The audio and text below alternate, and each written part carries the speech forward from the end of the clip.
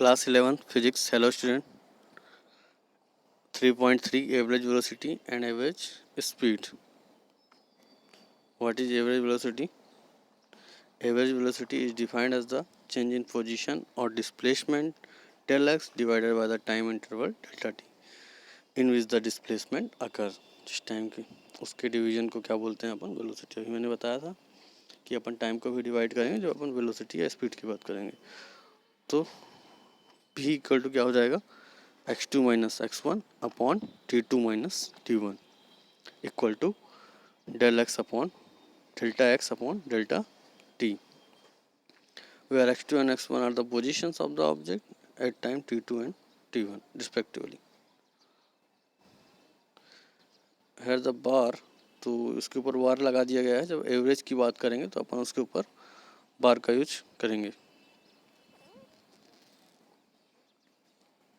ठीक है. और ये एक स्टैंडर्ड नोटेशन है जो क्या बताता है?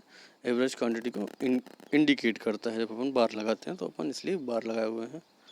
The SI unit for velocity आपको पता ही है, मीटर पर सेकंड होती है और डेली लाइफ में किलोमीटर पर आवर यूज होता है.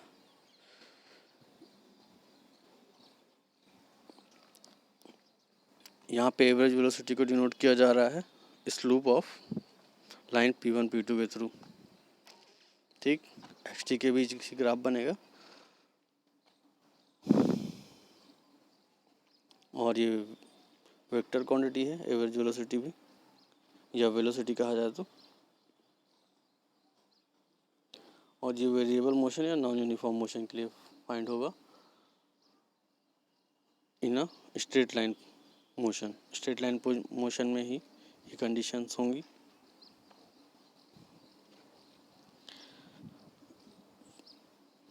अगेन अपने को पोजीशन ग्राफ दिए हैं, पोजीशन टाइम ग्राफ दिया हुआ है, xt ग्राफ जिसको कहेंगे, बना हुआ है किस पॉइंट के लिए.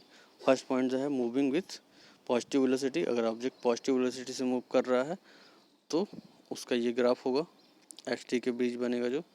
और अगर मूविंग विथ नेगेटिव वेलोसिटी से मूवमेंट हो रहा है तो क्या होगा? ग्राफ जो है डाउनवर्ड जा रहा है b नंबर का.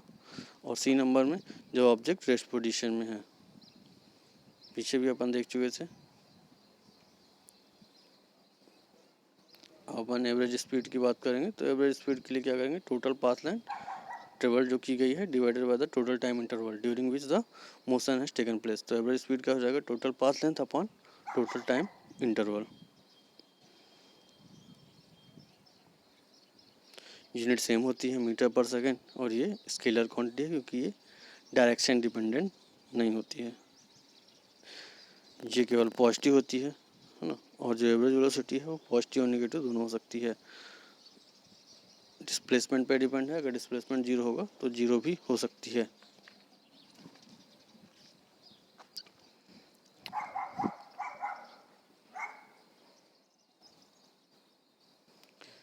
एग्जाम्पल देख लेते हैं. एग्जाम्पल है यहाँ पे example 3.1. A car is moving along a straight line से OP इन फिगर 3.1. 3.1 फिगर में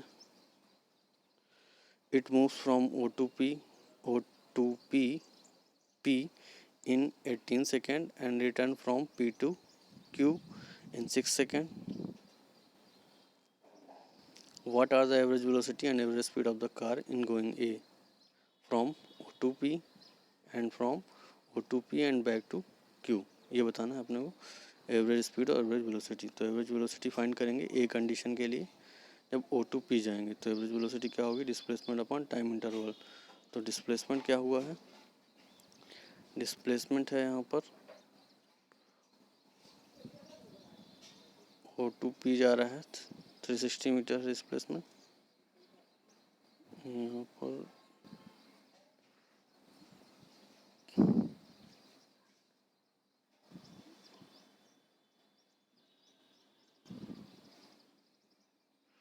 3.1 इस फिगर को लिया गया है, इसके अकॉर्डिंग है.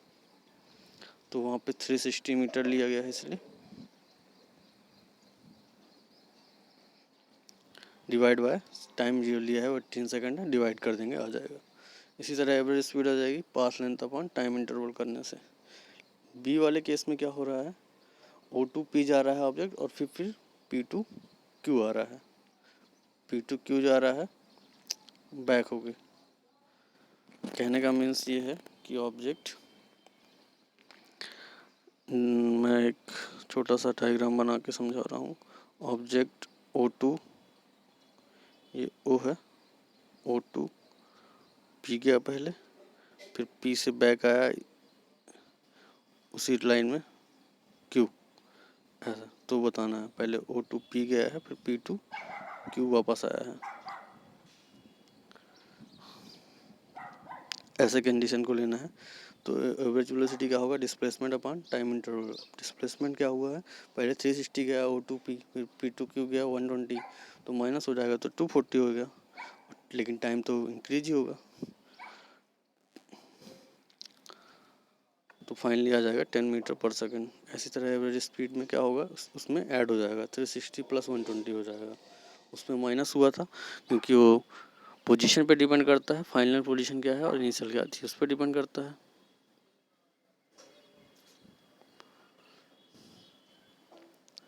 यहाँ पर ऐड हो जाएगा तो फाइनली आ जाएगा 20 मीटर पर second. Instantaneous velocity and speed cover in next video.